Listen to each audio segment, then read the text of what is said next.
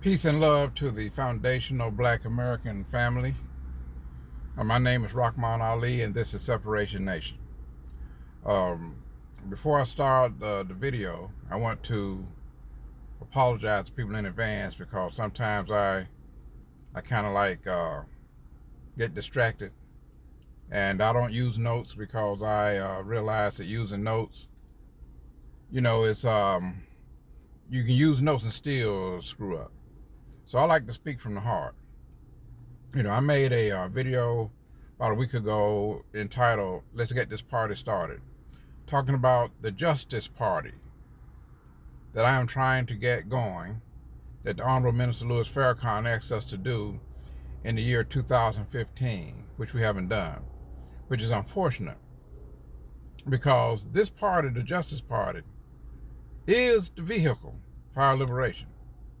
There's no doubt about it. It is the vehicle for our liberation because it's based on operational unity. To get enough of us together so that we can raise the funds to free ourselves. Back in the days of slavery, black people would work hard to raise enough money to buy their own freedom. And so this is what we need to do now. We form this party not to run people for political office. Let's make that perfectly clear. Don't come bringing your behind in there thinking, y'all help me run for this. Because the political office, the only thing our people do with political offices is use it for their own advancement. They're not advancing, they're not doing any doggone thing for us as a whole. I mean, these black congressmen and senators and whatever, they can't even mention reparations. I mean, they're scared to mention it. They've been told by their white bosses not to say anything about reparations, and they don't. They're afraid. So what good can they do us? I heard one sister running for governor in Georgia saying that they couldn't ask for anything specifically for black people in the benefits because other groups would get offended. Well, to hell with them. We're offended. We've been offended. Because everybody gets something from the Democratic Party. Everybody. All other groups get something except for us.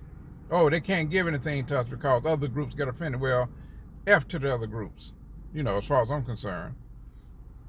But I don't want to stray too far off the course. I want to get back on the political party. On the political party, the Justice Party. And the subject for this video is, what manner of men are we? Now, brothers, you have to, a lot of y'all don't want to accept this maybe. But the bottom line is, we've lost our manhood. Anytime you let another man, determine your future and determine what you can do, have described for you the parameters of your behavior, then you're not a man. He's the man. And he's telling you what to do. And the bottom line is, brothers, I hate to say it because it hurts me. We've lost our manhood to these men. And we're better than them. We're the direct descendants of the living God. So how can you lose your manhood and not try to get it back? And the problem is, okay, we lost it. We were defeated in war, became POWs, and we became slaves. Okay. But damn it, we can't stay that way, man. Why don't y'all just look in the mirror, look at yourself. If you got sons, look at your sons. You got nephews, look at them. What can they think of you? Obviously, they know that we're not, when we say the man, we're not talking about black men. Let's face it, y'all know that. So how can you really look at your son in the eyes, knowing that you're the biatch of another man? And I know it hurts, and a lot of brothers probably don't want to hear this, but we need to hear it because you need to get any kind of pride you got left. If it's a spark of pride you have left, then you need to bring that spark out and start working on the process of being men. Damn it, men who control our own destiny. Men who, when we travel in this world, other people bow. because they see a black man, a self-actualized black man, not a Negro, not a nigger, a ninja, but a black man, a man who is a warrior striving to be a god. We were once warriors. We came from a warrior culture. Our boys were raised from a young age until they reached their adolescence and became men. They were trained to be warriors. And let me say something about being a warrior. A warrior is not someone who just go around fighting. That's stupid. That's what these thugs and gangbangers say. Oh, I'm a warrior. They're not warriors. They're just thugs and gangbangers. A warrior is a man of honor. He's a hunter. He hunts power. He hunts knowledge and wisdom until he becomes a man of knowledge. A warrior fights only when he has to, when he's forced to fight. But then when he is forced to fight, he is a hell of a fighter because he considers that to be his last battle on earth. Because when you get into a fight, a physical fight, then you don't know what the outcome is going to be. You could be killed. So a warrior doesn't play around. When a man has forced him into a fight, he goes at him with the mind of destruction to put him down, and put him down quickly, and put him down where he's not getting back up, at least no time soon. You know, that's why, you know, I like science fiction, and it's a Star Trek. It's a race of warriors on there called the Klingons. And every time they go into battle, they always say before they go, today is a good day to die. Because when you have to go into a battle, you have to assume you're going to die. So you go into battle with gusto, with no fear. But to say you don't have any fear, everybody has fear. Even a warrior has fear. But the thing about a warrior is, even though he may be quaking in his boots, he stands ready in position to fight. And he overcomes his fear. And he goes into action. And that's what we lost, brothers. We lost that. And we're going to have to regain that. We got to regain our manhood. That's why we lost our women. You know, a lot of brothers on YouTube now saying, you know, the women are out of control. The women are just going damn crazy. And they are. Because we lost them, brothers. When you are defeated, then whoever defeats you, he takes everything you have, including your women. So the white man got our women. And he's turned them out. Now they're his women. They're not our women, they're his women. He tells them how to dress, how to act. He has turned them into a character that he likes. And so now they're rebellious against us. They're men. But now we can get them back by reclaiming our manhood. They're glad to run back to us because we are the direct descendants of the living God. And the Most Honorable Elijah Muhammad said that Master Father Muhammad, the God who came to redeem us, has said that he didn't come here to make us a nation of worshipers. He came to make us a nation of gods. So if we go back and reclaim ourselves, we will find our manhood and our godhood. Now,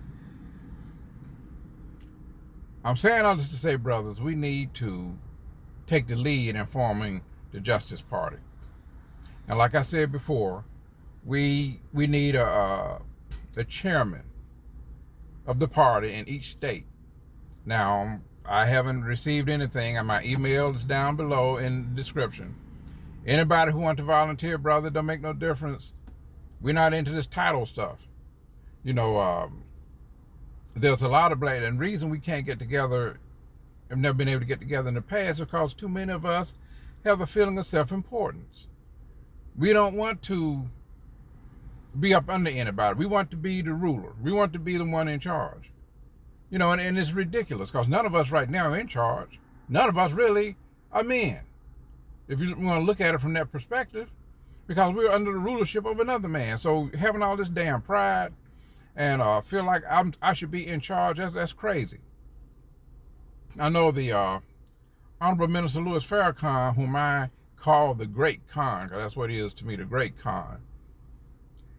He said one time that in order for a man or a woman to have a position of authority, they have to be willing to soldier under before they can soldier over.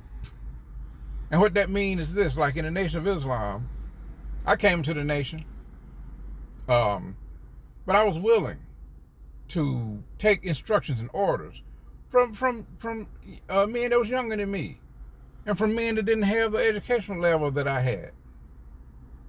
But I was willing to accept orders from them. It's a chain of command, and that's what we have to have in the in our community now, brothers. We have to have a chain of command. It doesn't matter, man. All of us, this is going to enable all of us to be free. It doesn't matter if you have to take instructions, but you got to be able to soldier under before you're qualified to soldier over. So if you can't soldier under, if you're not willing to take instructions from anybody, then you're not qualified to be a leader. That's just the bottom line. And brothers, you got to start looking at other brothers in that vein. If this brother's arrogant, he don't want to take instructions from anybody, he wants to be the leader, he wants to always be yapping and running his damn mouth, then everybody should say, listen here, brother, sit your butt down. Because you're not qualified. You'll never be a leader because you're not willing to soldier under. And that's what we need to go by. And we need to do, man, almost 2 million of us came to the Million Man March when Minister Farrakhan made the call. If we could just get that coalition, or a coalition of many of those brothers, man, we could be free in 10 years. Like I said, the slaves back in the day went doing chattel slavery. They raised the money and they bought their freedom. So we get together, brothers, we could raise enough money where we could buy our own freedom. The only thing it takes is for us to get together, just enough of us. Like I say, it don't take all of us, but it's got to take enough of us that's strongly united. And we can make this happen. And of course, we need the women. I said, sisters, that this video was directed at the men, but we need your help too. You see us, because you are our helpmeet. Minister Farrakhan teaches that. The Bible said, and we've been taught that the woman is our helpmate. Well, we don't believe that. She's our helpmeet. It's a different meaning to that. She helps us. She helps the man meet his obligations to God. So we need you. And we need you to help. But we have got to get this organization started. The Justice Party. We need 50 state chairmen or chairwomen, whatever.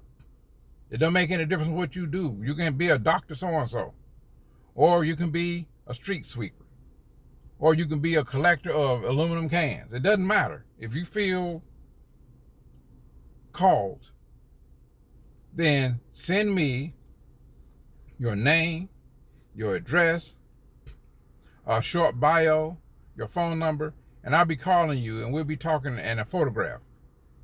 I want to see what you look like. I don't want nobody trying to sneak in. Some of these, you know how the enemy is. Their nose is hell. They always tend into other people's business other than their own. So I want to make sure none of them sneak in. If you don't send a photograph, then you're disqualified. So send me a photograph. Send that my email. It's in the description below. And let's get started. At least get one. Somebody send me a volunteer. Because once one person volunteer, then it'll be easier. And other people will start volunteering. And then, brother, I mean, if you want to reclaim your manhood, if you know if what I'm saying is right, we've lost our manhood. We've lost our women. And we've got to get them back. The women will come back gladly when they see us standing up like that. They'll say, oh my God, look at those black men. And they'll come running back. And they'll behave.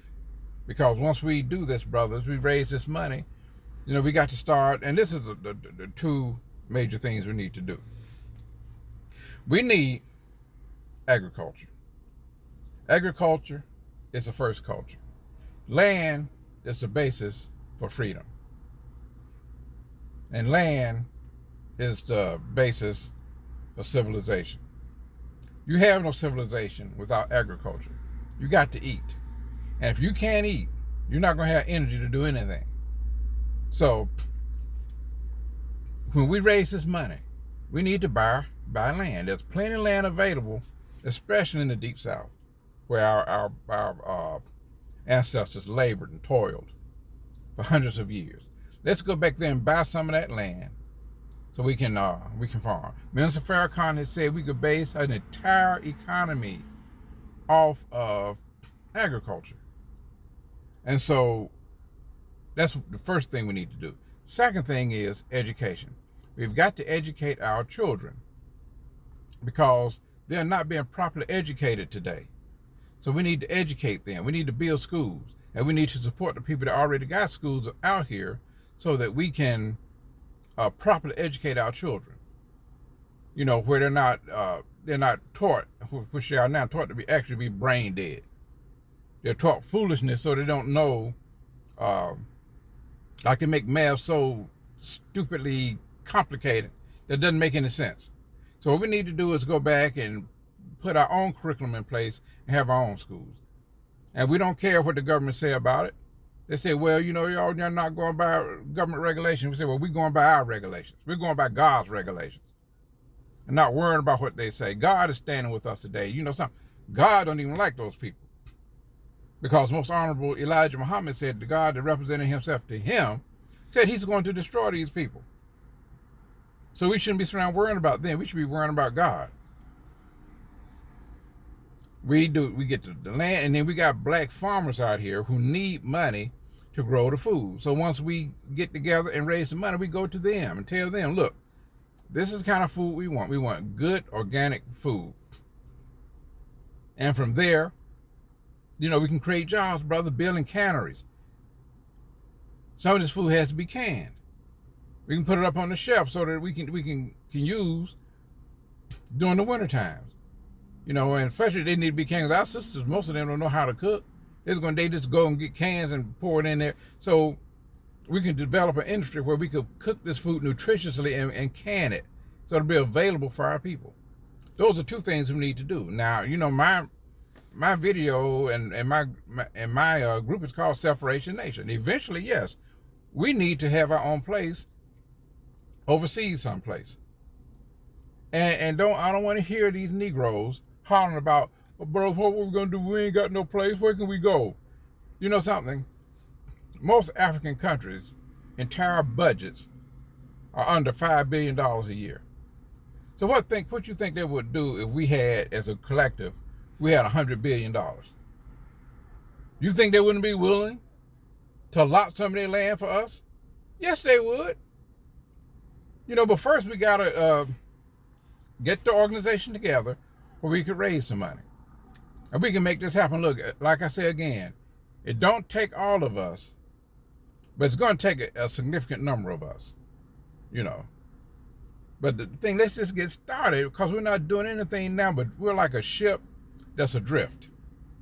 We're out in the ocean, middle of the damn ocean, drifting. We've been torpedoed. We have no power. There's fires on the ship. We're trying to fight fires. We're drifting. We're just ready to be taken out by any other enemy vessel to come along. And so we need to take some steps for our own freedom. And men, I'm calling on brothers, man. It's up to us to reclaim our manhood. And you don't have to lift a finger to fight nobody. This ain't about no physical confrontation. We don't want to fight anybody physically. We don't have to. All we have to do is come together and put our money together. We got plenty of money. We take nearly $1.5 trillion out of this economy every year. And we spend it foolishly every year. Like right now, it's in October. Christmas is coming up. I guarantee you there's Negroes right now saving every penny they can, putting all kinds of money in Christmas accounts so they can spend it and give these people money to buy presents for each other and their children. Well, you can just hold that money back for a year and put that money in the Justice Party.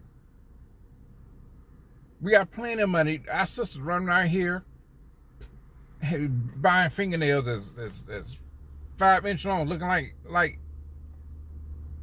cheetahs and stuff like that. You know, they spend all kinds of money.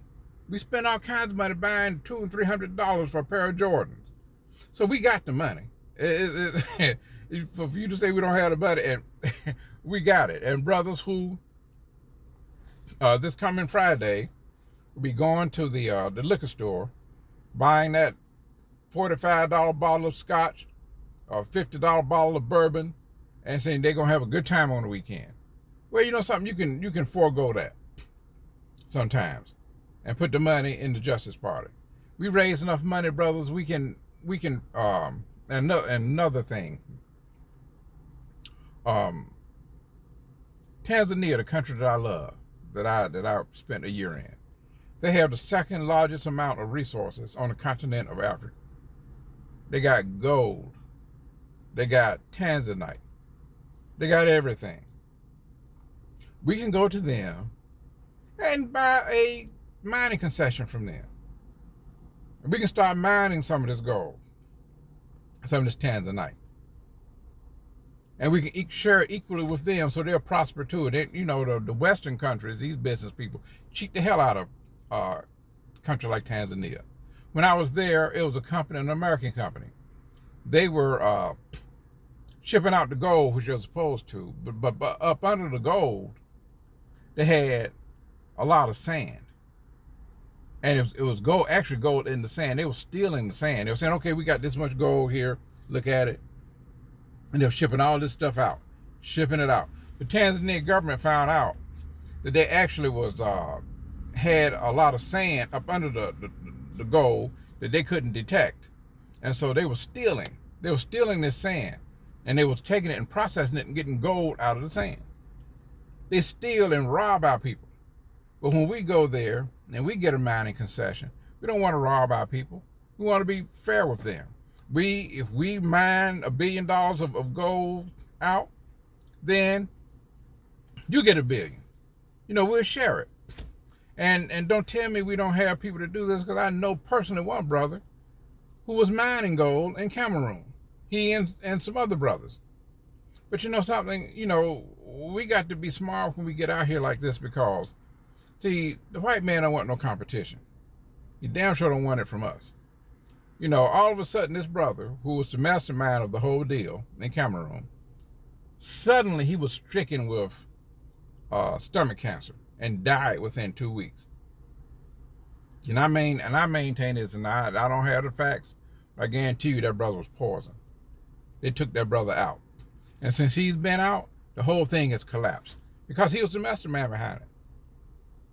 So when we do get an organization, when we do get the Justice Party up, we've got to make sure we got, like I say, we got a ruling committee of anywhere from 10 to 15 to 20 people. So nobody is the big boss man. And then out of that group, they would choose someone to speak for the group. That'd be their responsibility. So we need to just start and make this thing happen.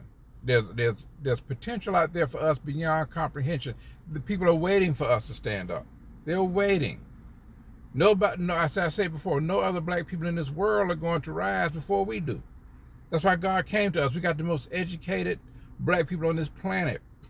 We got more money together than any other black group on this planet. Even entire nations, we got more money than them. And we need to stand up and be independent thinking. Independent. Quit thinking in terms of the way the white man wants you to think. You know, because he wants you to think a certain way so he can control you. He's controlling us because we don't want to step out on our own. We're too arrogant, many of us, to join up with other brothers and become a unified front. But we have to do this. Now, I'm telling you again, my email is in the description down below. Also, my author page. I'm a writer. I got books on Amazon Kindle. The link to my page is down below in the description. I want you to go there, buy my 3 books, and share that with all your friends and relations and everybody else. You know, And if you just have to send me money, my Cash App handle is down below.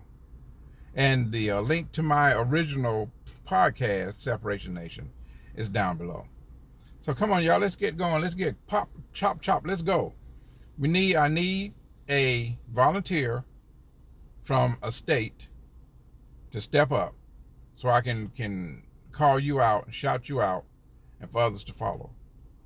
So I want you to like,